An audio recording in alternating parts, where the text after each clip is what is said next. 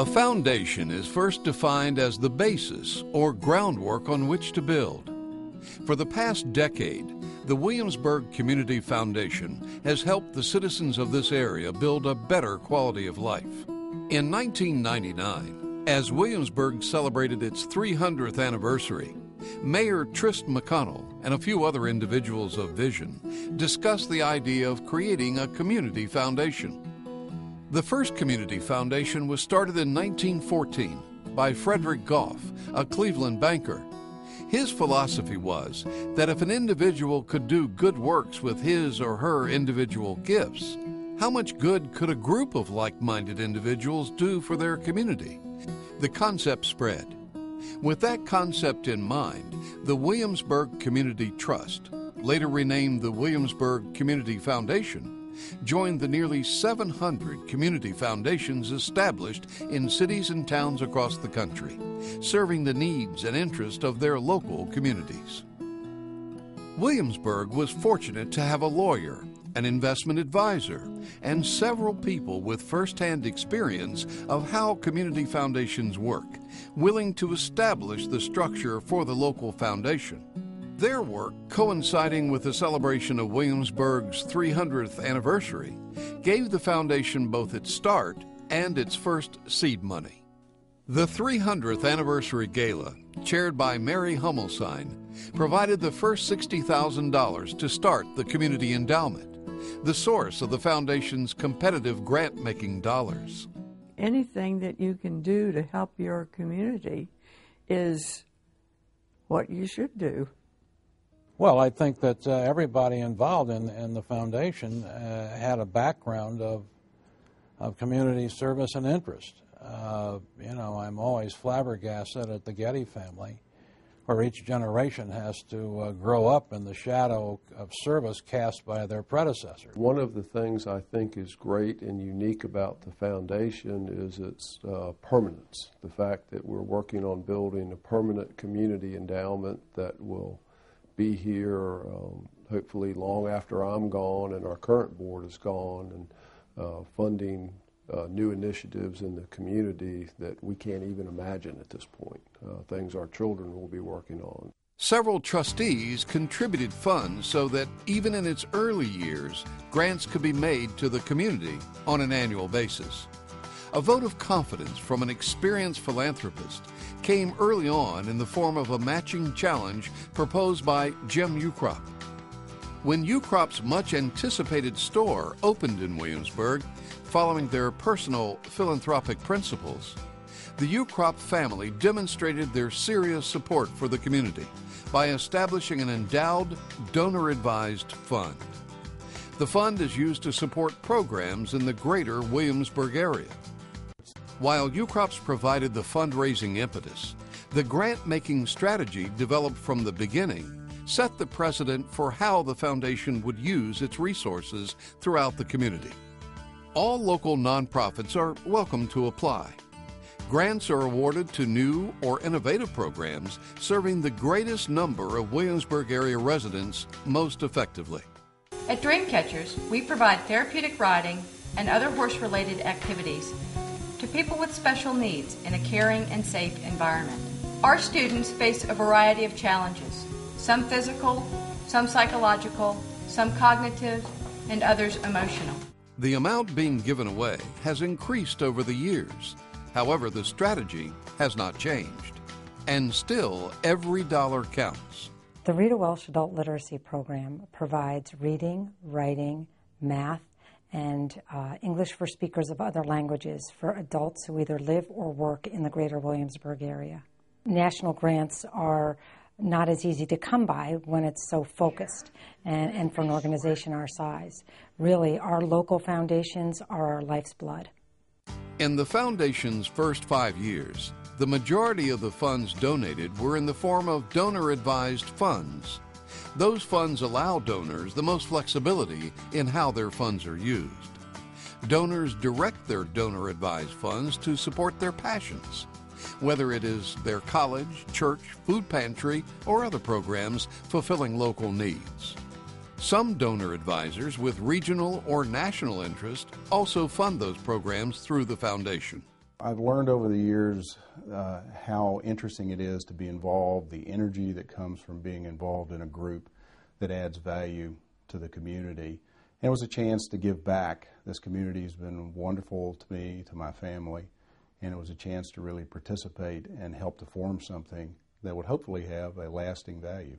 There's one thing we could see happen that I would like to see. It would be that people view this as being a primary resource and a primary opportunity to give and contribute. The foundation celebrated its 5th anniversary in 2004 by announcing that it had reached $1 million in assets and had completed the U-Crops Challenge. Once again, Mary Hummelstein led the celebration. Also in 2004, the foundation hired its first professional staff, Executive Director Nancy Sullivan. When I started working at the foundation, we were at just about almost to our 5th anniversary.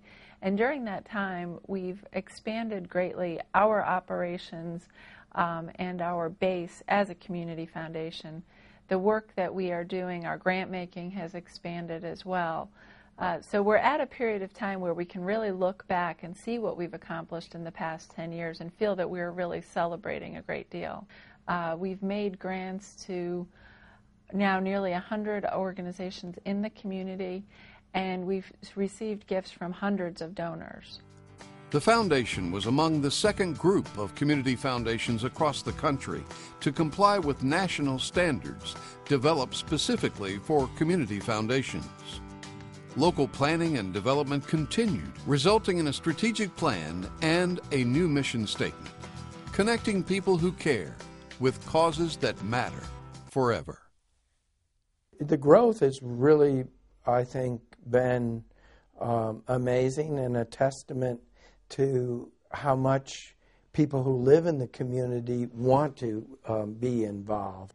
The important thing is participation by members of the community. And let me define members of this community as being long-time members of this community and some of the very fine, wonderful contributing people we've had move in here in the last 10, 15 years, 5 years, who have brought an enormous energy to community service in Williamsburg. We can see that the community is supporting this as a group. It's roughly, like I say, 10 times as many people in it as there were 5 years ago. So I think the word has gotten around that it's a worthy cause and it's a place that deserves to have the funds. I also like the fact that there's a lot of flexibility, that the donor can have a personal say and actually make a connection with the different groups in town. The people that have supported the foundation have also supported the local businesses, so it's a two-way street here for all of us. And as my business grows and the foundation grows and the members grow, I think it all is great for the community, and it's just a great direction for us to all follow. Nearing the end of his term as chairman of the foundation in 2007, John Jameson instituted a $300,000 matching challenge to build the foundation's community endowment. This endowment will provide local organizations access to competitive grants. By the end of 2008, 60 new named funds had been established by local donors, an impressive accomplishment for a foundation of any size. Those funds, coupled with the Jameson match, will form a stable revenue source for increasing the size of foundation grants that can be awarded on a continuing basis. In addition to raising current funds, the foundation staff and board work with individuals and professional advisors to develop estate plans that will one day benefit valuable programs and causes. My mentor and former partner was Bud Getty, and he and John Jameson worked together to set up the foundation and got me involved early on. It's a great organization, a great opportunity, very creative, flexible, innovative solution to helping local charities. With 23 individual members in the foundation's Legacy Society, Bequest will support everything from humane treatment of animals, education, the arts, to health services in our community. The Williamsburg Community Foundation has supported us in many ways. We do a lot of outreach to the community. Humane education is a big thing that we push here, and they have supported us in the past.